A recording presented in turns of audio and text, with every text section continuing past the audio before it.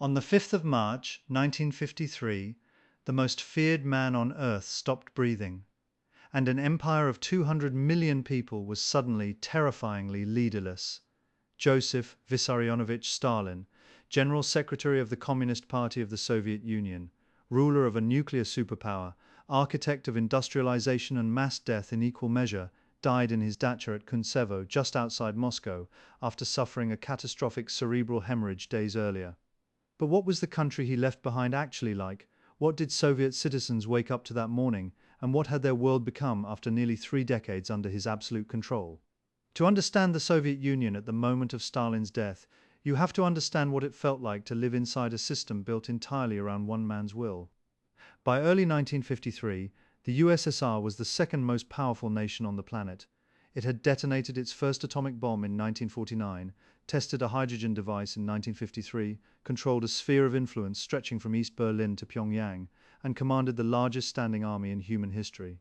Its economy, centrally planned to the last nail and kilogram of grain, had rebuilt from the catastrophic devastation of World War II with a speed that astonished Western analysts.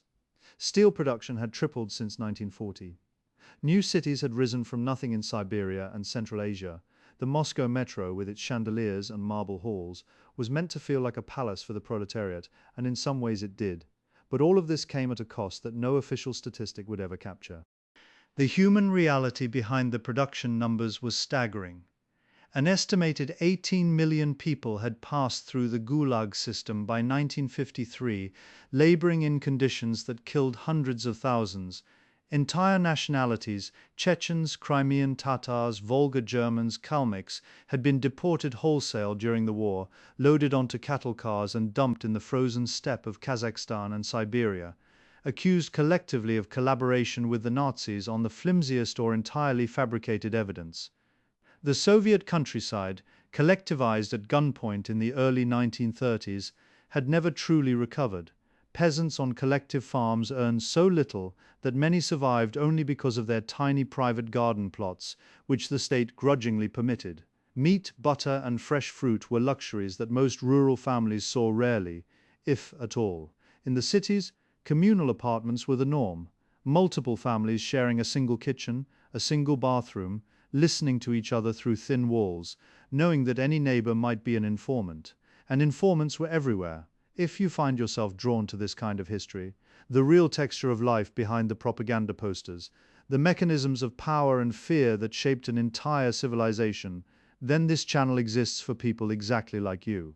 We dig into the documented, often uncomfortable truths of Soviet and Cold War history, and subscribing means you won't miss what comes next.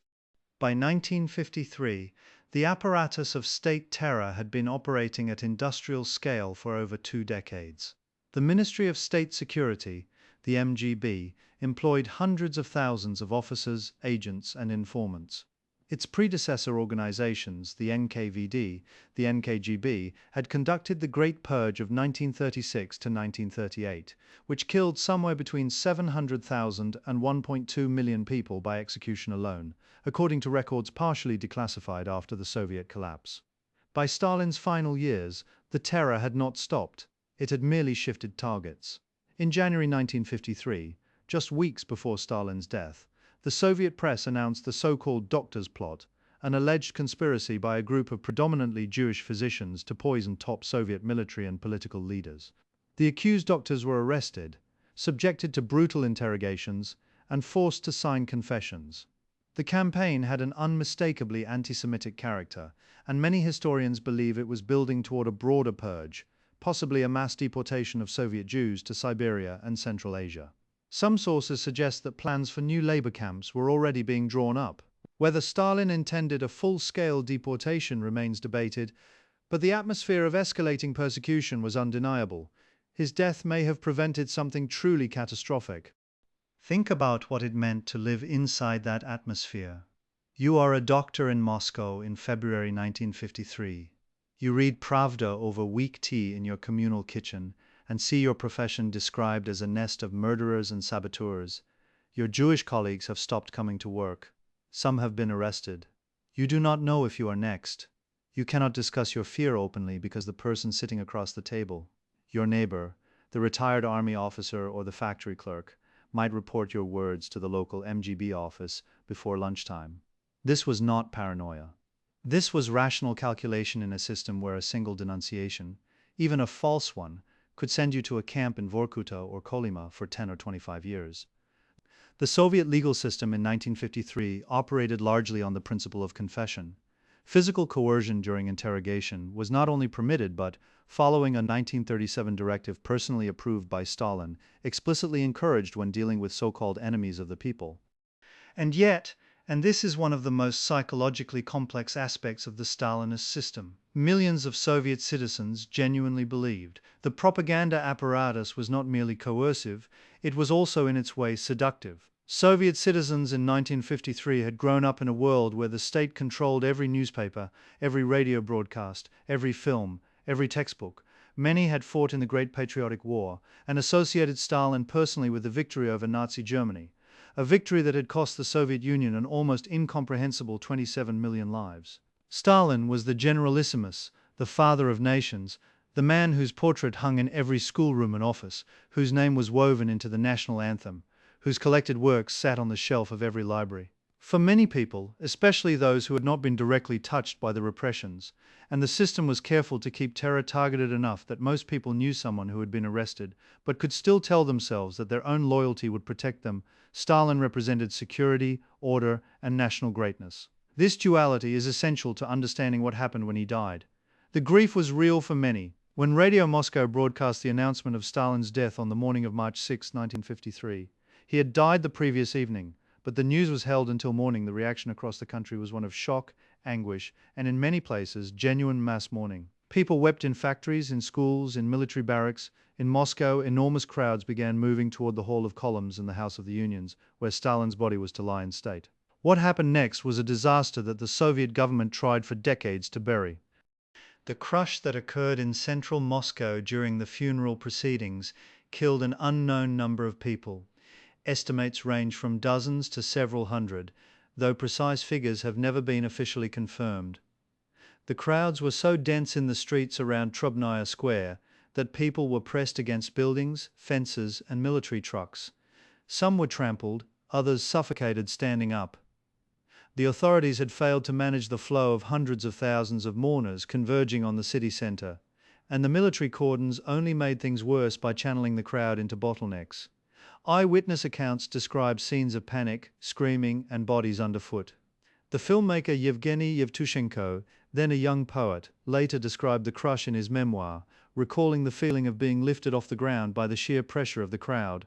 It was a grimly fitting metaphor for the entire Stalinist experience, a system that could mobilize millions but had no mechanism for individual survival within the mass. Behind the public grief, something very different was happening inside the Kremlin. The power struggle began before Stalin's body was cold. In fact, it arguably began before he was even dead. Stalin suffered his stroke on the night of March 1, 1953, at his Kuntsevo dacha.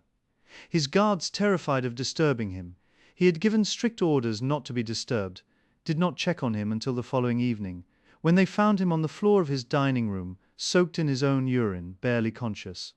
Even then, the senior leadership delayed calling doctors, spending precious hours in what appears to have been a combination of genuine confusion and calculated maneuvering.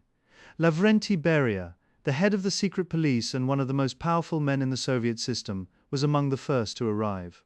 According to multiple accounts, Beria's behavior oscillated between performative grief, when Stalin seemed to rally, and barely concealed relief when he sank. Some historians have even speculated, though the evidence remains circumstantial, that Beria may have played a role in delaying medical treatment, or even in causing Stalin's illness, possibly through poisoning. What is documented is that Beria moved with remarkable speed once death was confirmed. Within hours, he was consolidating control over the security apparatus and positioning himself as the dominant figure in the post-Stalin leadership. The initial power arrangement was a collective leadership, at least on paper. Georgy Malenkov became chairman of the Council of Ministers, effectively head of government. Beria merged the MGB and the MVD into a single, vastly powerful Ministry of Internal Affairs under his personal control. Vyacheslav Molotov returned to the Foreign Ministry. Nikita Khrushchev retained his position in the party secretariat, a role that seemed less significant at first but would prove decisive. The arrangement was inherently unstable. Every man at the table knew that the others were potential rivals, and every man at the table knew the recent history of what happened to those who lost power struggles in Soviet politics. They were arrested, tried in secret, and shot. The precedent was not abstract. These men had personally signed execution lists during the Great Purge. What is remarkable about the immediate post-Stalin period is how quickly the system began to shift. Even within weeks, the doctor's plot was quietly abandoned.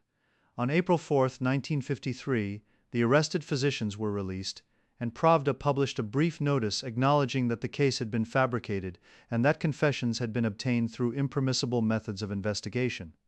This was an extraordinary admission for a regime that had never publicly acknowledged wrongdoing by its own security organs.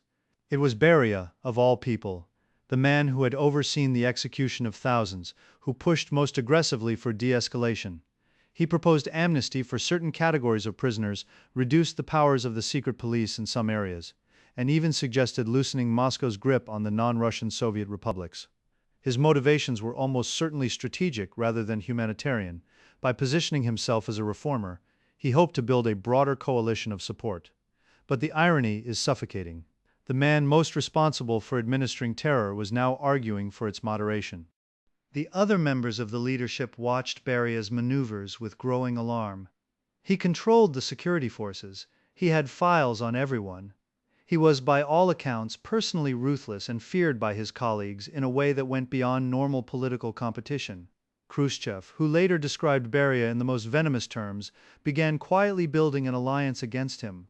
By June of 1953, Khrushchev had secured the support of Malenkov, Molotov, and crucially key military figures including Marshal Georgy Zhukov, the hero of the Battle of Berlin. On June 26, during a Presidium meeting in the Kremlin, Beria was arrested.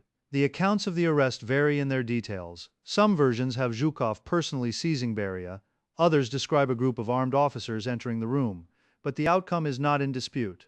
Beria was taken into military custody, held for months, tried in secret in December 1953, and executed by firing squad on December 23.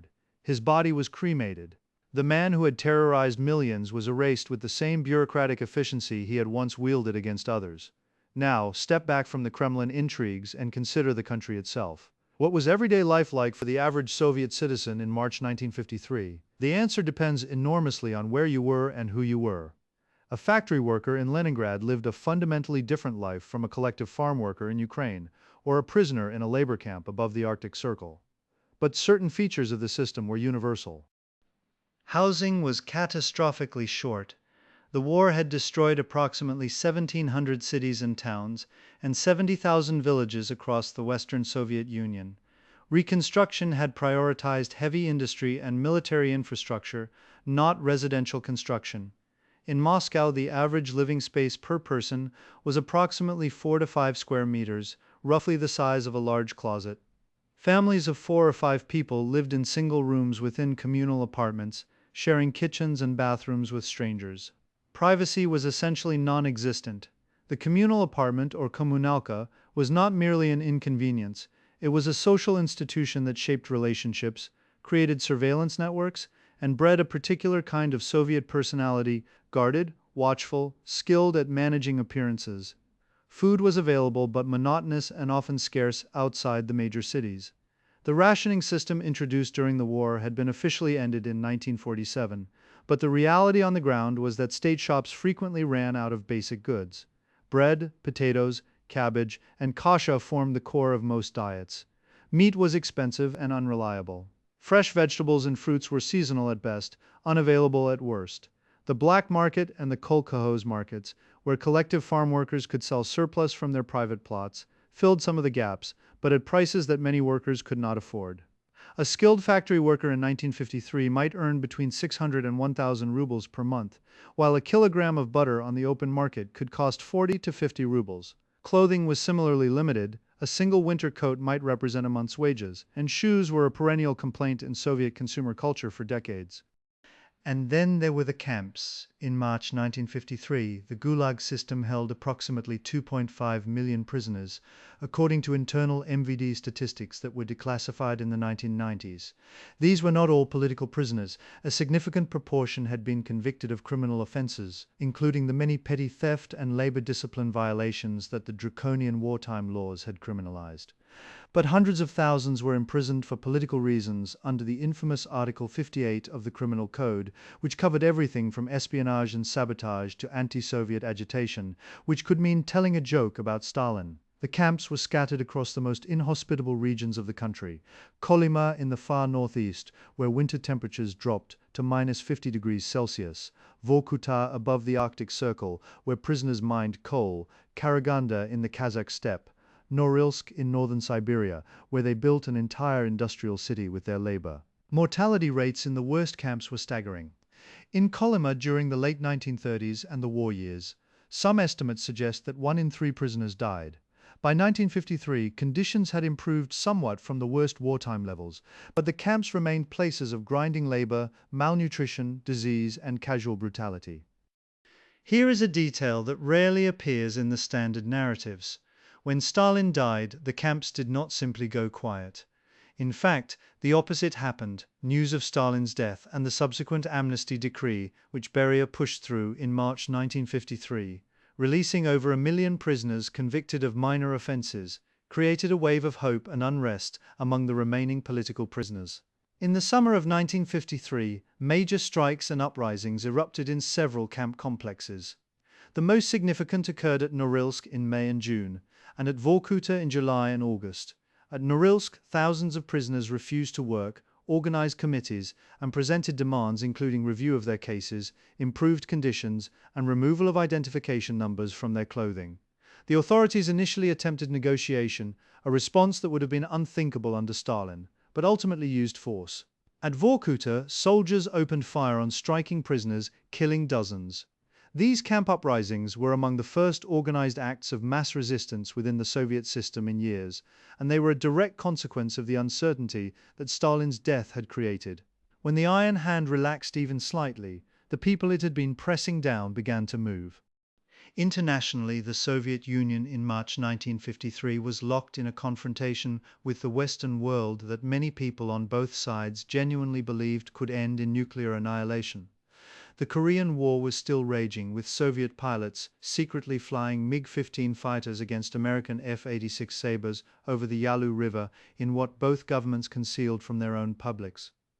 The arms race was accelerating.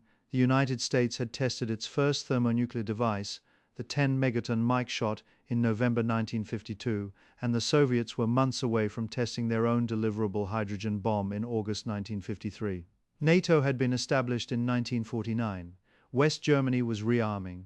The Iron Curtain, as Churchill had famously described it in 1946, was hardening into permanent physical form barbed wire, minefields, watchtowers across the heart of Europe. In the Eastern Bloc, Soviet-installed governments in Poland, Czechoslovakia, Hungary, Romania, Bulgaria, and East Germany had replicated the Stalinist model with varying degrees of enthusiasm and terror. Show trials modeled on the Moscow purges of the 1930s had recently taken place in Prague, where Rudolf Slansky and 13 other senior Czechoslovak communist officials were convicted of fabricated charges in November 1952.